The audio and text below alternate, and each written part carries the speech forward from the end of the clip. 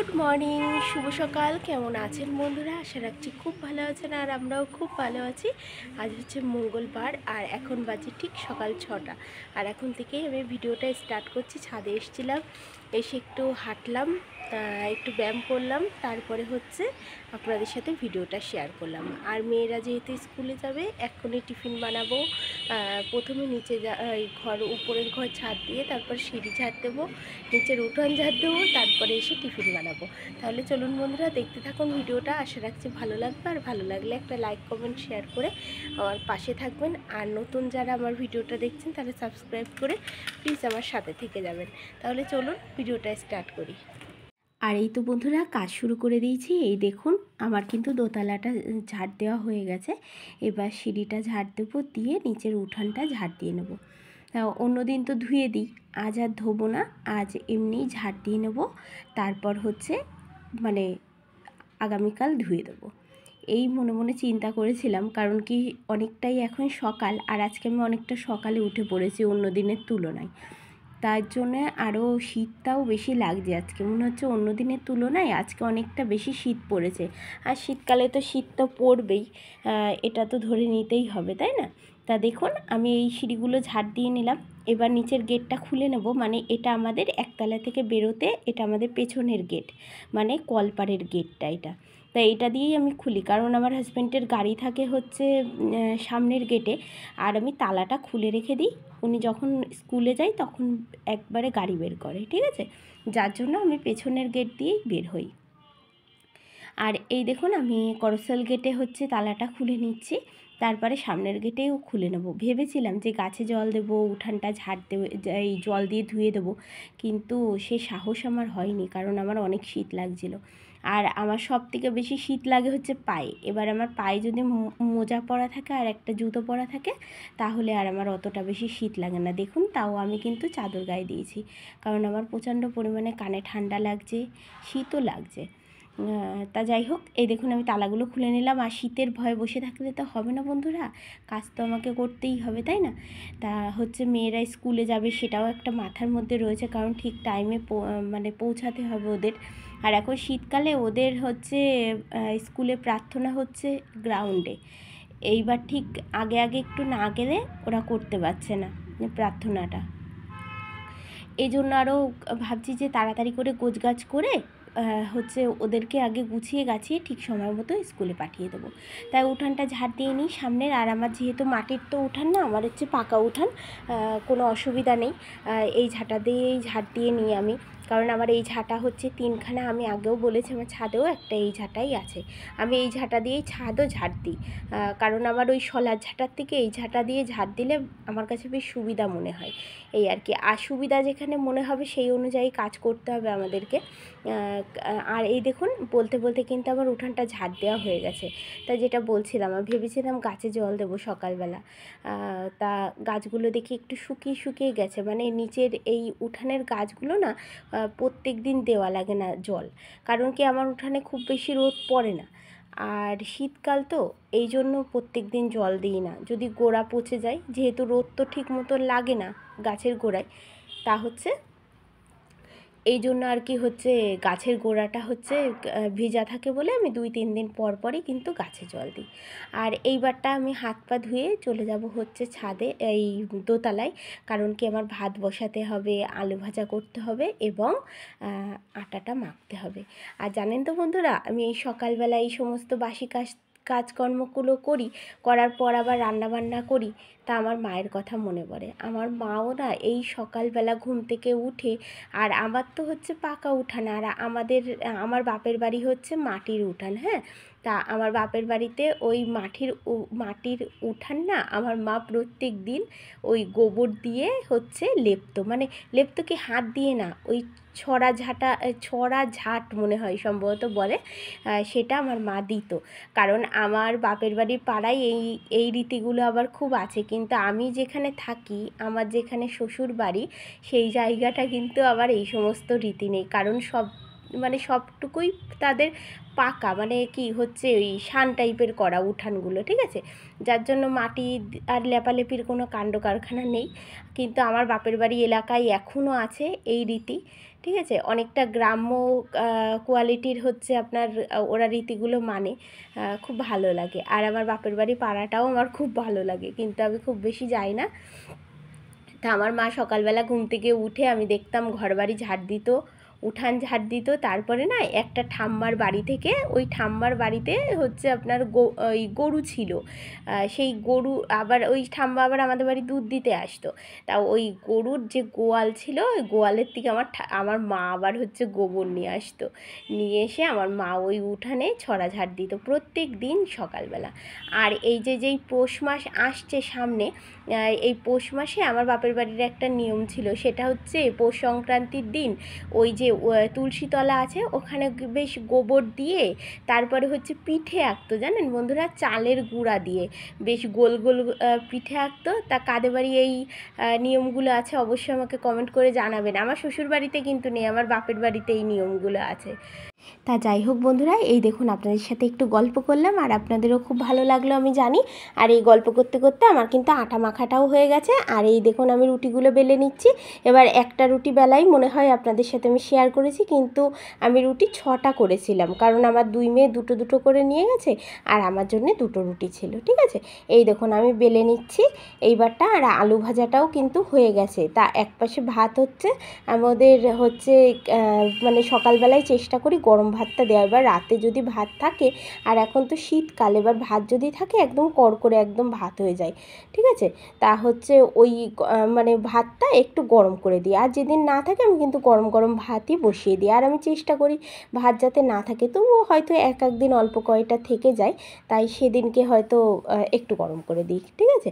আর ওই দেখুন পাশে ভাত হচ্ছে, আর আমি কিন্তু এদিকে রুটিটা সেঁকে নিচ্ছি মেয়েদের জন্য। আর আমি খুব একটা কড়া করে রুটিটা সেঁকে দিই না, যদি শক্ত হয়ে যায়, শক্ত হবে না, আমি গরম জল দিয়েই আটাটা মেখে রেখেছিলাম, কিন্তু তারপরেও ছোটো মানুষ তো ওরা, যদি শক্ত হয়ে যায় রুটিটা খেতে কিন্তু খুব বাজে লাগবে, যার কারণে আমি খুব বেশি শক্ত করে ভেজে দিই না। এই তাওয়ার পরেই একটু খুন্তি দিয়ে একটু চেপে চেপে বেশ সুন্দর করে নরম করে ওদেরকে আমি ভেজে দিই।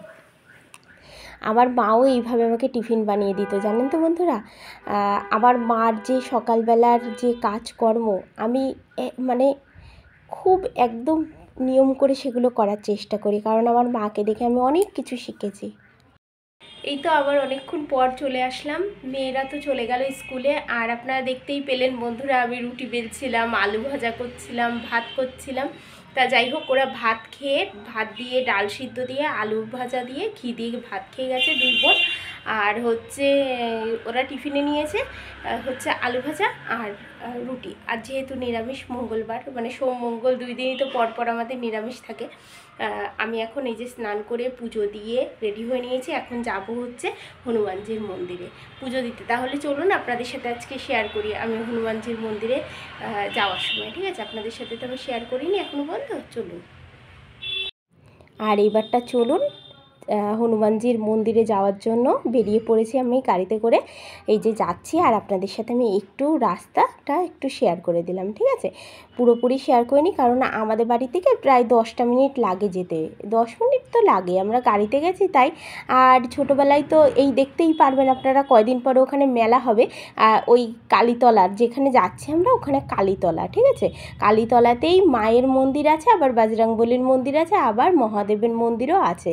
সেগুলো হচ্ছে পরপর সব মন্দির পড়েছে, ঠিক আছে। কিন্তু আমাদের বাড়ির থেকে, আমি তো মোটর সাইকেলে যাচ্ছি, তাই যেতে গিয়ে হয়তো 10-12 মিনিট লাগে। কিন্তু আমরা আগে ছোটোবেলায় নৌকা করে যেতাম, হ্যাঁ, ওই মানে আপনার ইছামতি নদী দিয়ে, কারণ পৌষ মাসে ওখানে মানে পৌষ মাসে 1 মাস পুরো মেলা হয়, মায়ের পুজো হয়, যে মা কালীর মন্দির আছে ভীষণ বড়, আমার ওখানেই বিয়ে হয়েছিল। তা ওই মন্দিরে মানে পুজো হয় 1 মাস ধরে এবং মেলা হয়। আমরা নৌকা করে যেতাম মায়ের মন্দিরে, তখন না এত বেশি লোক তখন অত যেত না, আমরা যখন ছোট ছিলাম। কিন্তু এখন তো প্রচুর মানে প্রচুর দোকান, প্রচুর মানে রাস্তাঘাটে প্রচুর লোকজন। আগে অত মানে কেউ যেত না এই সব মন্দিরে, ওই বছরে ওই একবার করেই সবাই আসতো। কিন্তু এখন না বন্ধুরা প্রচুর ভিড় হয় মন্দিরে, শনি মঙ্গলবার করে, তারপরে আমাবস্যাতে। আর এই বজরংবলীর মন্দিরে দেখুন কত ভিড়, কারণ কি কাল ছিল পঞ্চমী। আজকে আমি যেহেতু আপনাদের ভয়েস দিচ্ছি, কাল ছিল পঞ্চমী, আর হনুমানজির মন্দিরে প্রচুর লোক হয়েছিল।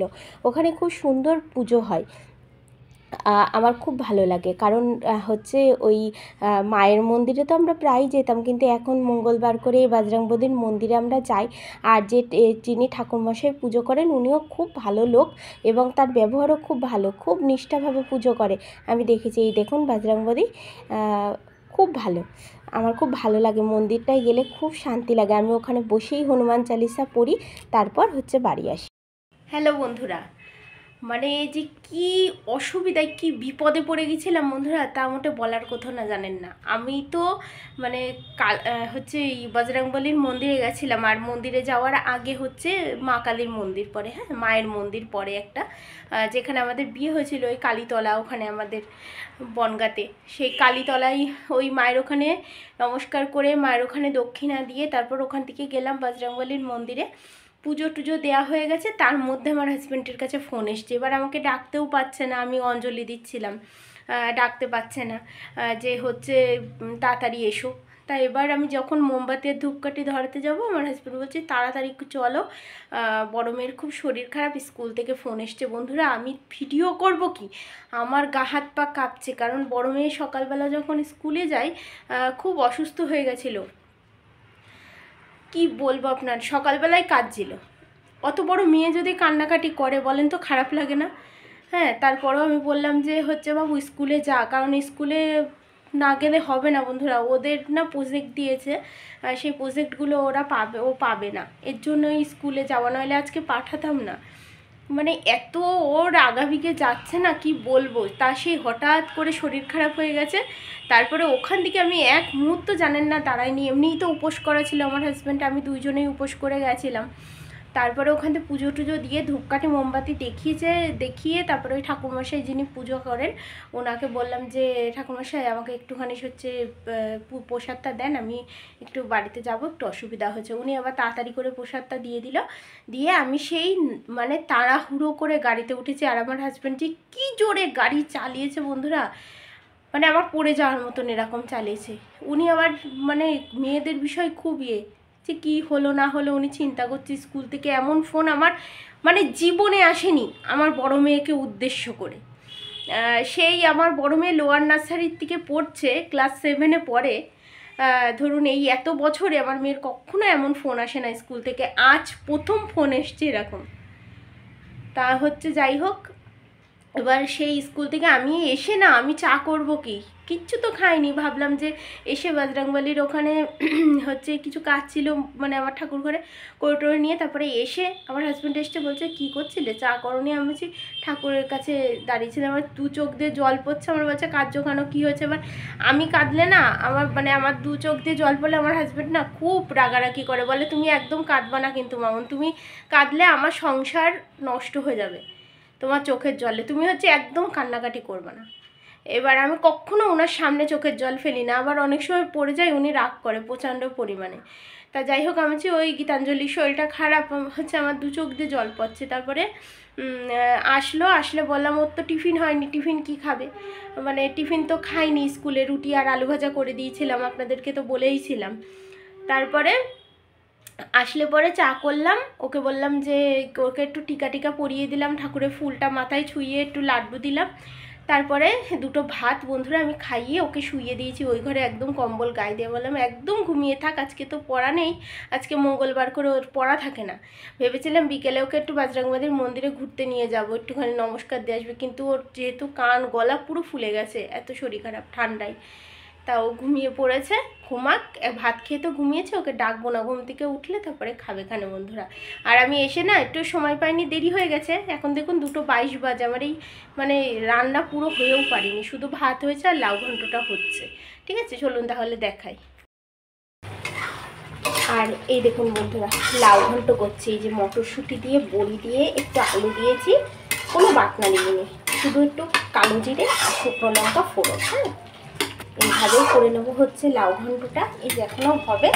আর এর পাশে দেখুন বসিয়েছি লাউ শাক। হ্যাঁ, আজকে লাউয়ের সব রেসিপি। লাউ শাক এই রাস্তা দিয়ে আসার সময় আমার হাজব্যান্ড পেয়েছে, নিয়ে আসলো একবারে। লাউ শাক করবো একটু, আর এই লাউ ঘন্ট করবো, আর আলু পটলের ডালনা করবো। ঠিক আছে, নিরামিষ আজকে।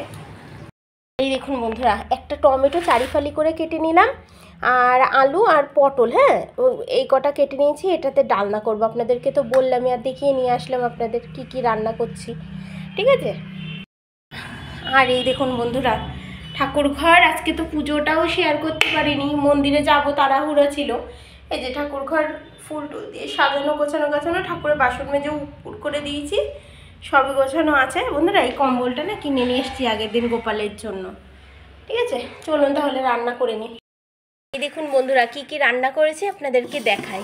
সকালে এই যে রুটি করেছিলাম, দুটো রুটি রয়েছে।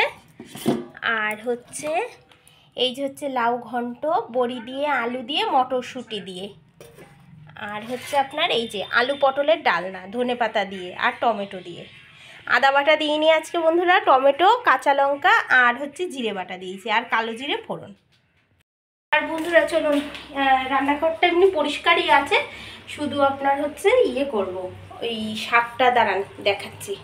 এই দেখুন বন্ধুরা, শাক বসিয়ে দিয়েছি, এটাতে একটু ভাপিয়েই নিয়েছি।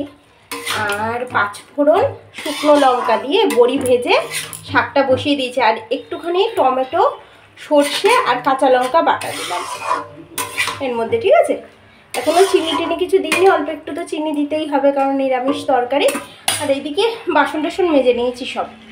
আর এই দেখুন বন্ধুরা, ছাদ থেকে নিয়ে এসেছি এক গাদা জামা কাপড়, সেগুলো আমাকে ভাঁজ করতে হবে।